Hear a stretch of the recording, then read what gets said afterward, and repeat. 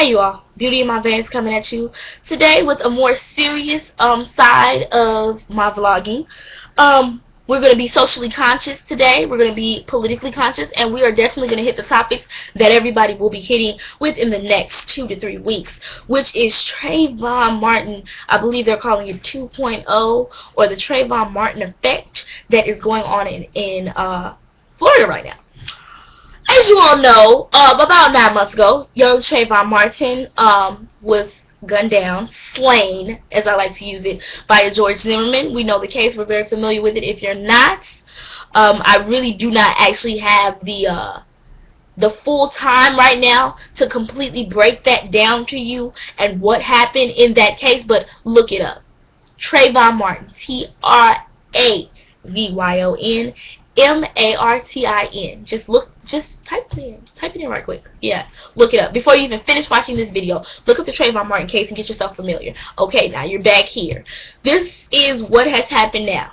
As we know, Trayvon Martin slain, gunned down because somebody felt that what he was doing by walking down the street and looking with his hood on his head and being African American, I do believe, was a danger to the community, and they needed to detain him.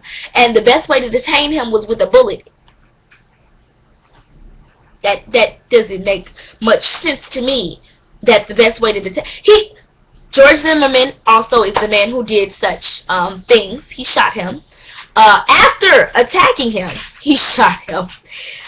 Yeah, I don't understand why you couldn't stop the young boy and ask him, are you from around here? What are you doing out here? I would personally have been okay if you would have harassed him verbally, then shot and killed the boy. I would have been okay with the racist comments you would have thrown at him. Because you know what? Sticks and stones may break my bones, but words will never hurt me. I can't get bullets. I can't get bullets out of me. I can't bring this young boy back to life. So, and like I said, this all comes from a law that Florida has passed, which pretty much says if you feel like you're in danger and somebody is coming into your space and you don't feel safe, you have the right to detain them, to contain the situation, to do what you feel is necessary to protect yourself. Okay, I don't know exactly what it's called, you all. Personally, I can't even really care, because that's not even the state I live in, you know, Illinois. No, we don't do such things. That's inappropriate. But besides that foolishness, this is what I would call the domino effect. I was sitting in my room, and I looked on one of my friend's Instagram pages. This is how I found out about this young man and his death. Somebody had posted a picture of Trayvon Martin next to this young man named Jordan Davis. And I'm like, why would they put these two people pictures? Like, who is Jordan Davis? So, of course, me being the nosy young woman I am, and in the bed, not on CNN. By the way, this has not been on CNN yet. At this moment, as of 11/29/2012 at 2:17 a.m., this young man's case is yet to be on CNN, but we not even gonna get on that. We talk about that in part 2. I'm gonna give you the run through of what happened because I know the story. I've read it, I've heard it, I know the story. This young man in the car with some of his friends at the gas station, wherever they were, playing music, being loud, being black, being aggressive, like we all are sometimes.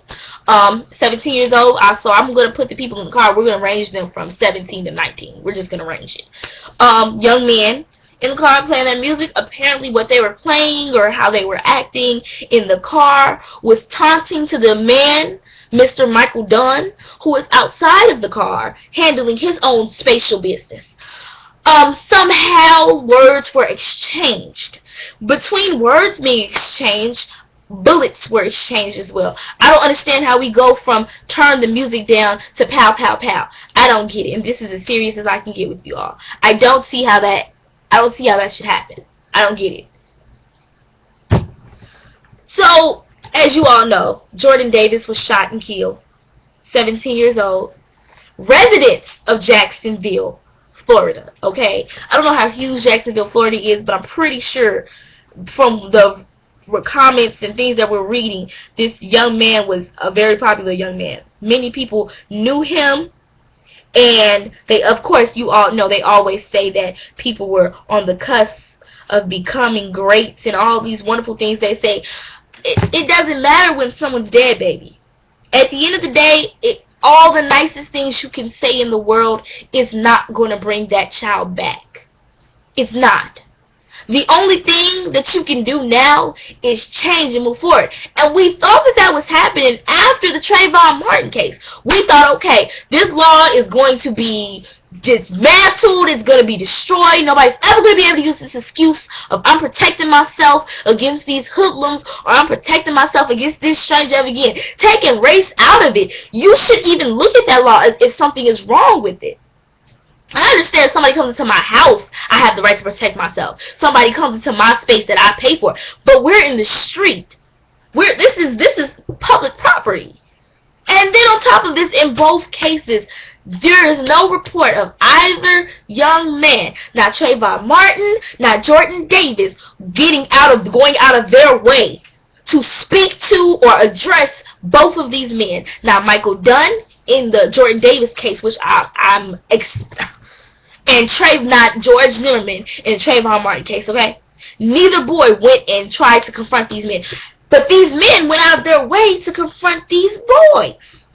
Boys! These were boys compared to grown men who are supposed to be wise. Taking race out of it. I don't even want to do race in this segment. It's not about race. It's about age. It's about understanding. It's about comprehending that you should already know. Why? Why would you pull a gun out and shoot at a human being?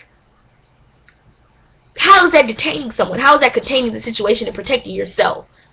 I don't completely understand. I asked my white roommate. She's so wonderful, but I'm sure she could be just as confused as I am. Taking race out of it altogether, it sounds ridiculous. And honestly, like I said, part 2 of this, we are definitely going to get in and we're going to talk about the race part of it. And I want both opinions, both sides, but everyone is going to look at this as a political. Right now, they're looking at it as a political stand, and they're saying, oh, well, African Americans, now we're going to use this as our excuse to say we shall overcome again. You know what? As horrible as it sounds, we have seen things such as this before. Nothing is new under the sun. I need you all to pick up a book and read about a boy named Emmett Till, okay? From Chicago, Illinois, okay? With Mississippi. Was it that white girl? They beat him because they had the right to. We just see history repeating itself in different forms, over and over. And it's sad, history has repeated itself in less than a year. In less than a year. It hasn't even been a complete, good, solid, full year of this young man, of Trayvon Martin, of the tragedy that was Trayvon Martin. And now we have the tragedy of young Jordan Davis. And what hurts even more is the name Jordan Davis. It resonates in my mind because not only I know so many young men named Jordan that I was like, wait, what? And I know so many young men whose last name is, it touched me. This one has touched me, I believe, even deeper than the Trayvon Martin case because of the simple fact that it's like he was doing something that we all do every day, that our brothers do every single day, that your best friend does all the time, which is playing your music loud, possibly popping off at the mouth. But does that mean you deserve to die for some words? Is there really any justice in that? No, there is no excuse. It should have been immediate sentencing. There shouldn't even be a trial. But I understand, we have our legal rights, and he does have the right to give his reason, his excuse, his reason for shooting this young man. I don't want to hear it. So the domino effect.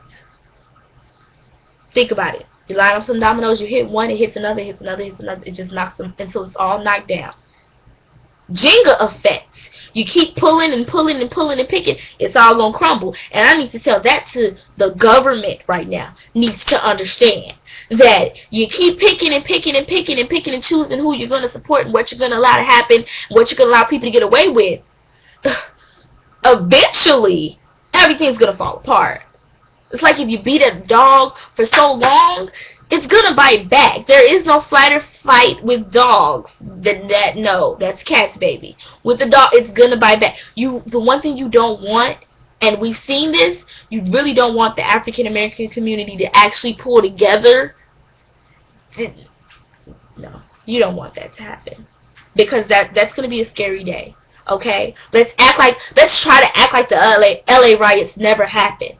Because that's all y'all are asking for. You're asking for people to riot. You're asking for it.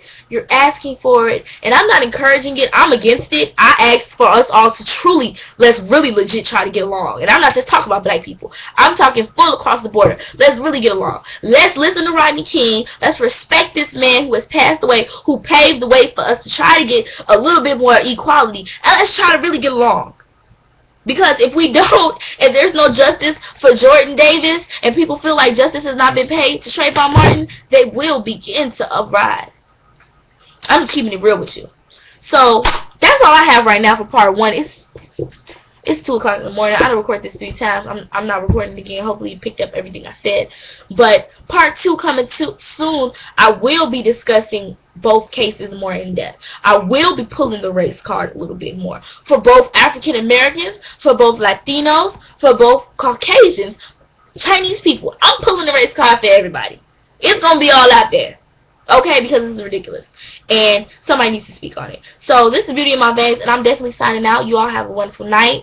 And just be safe, be smart, and pray.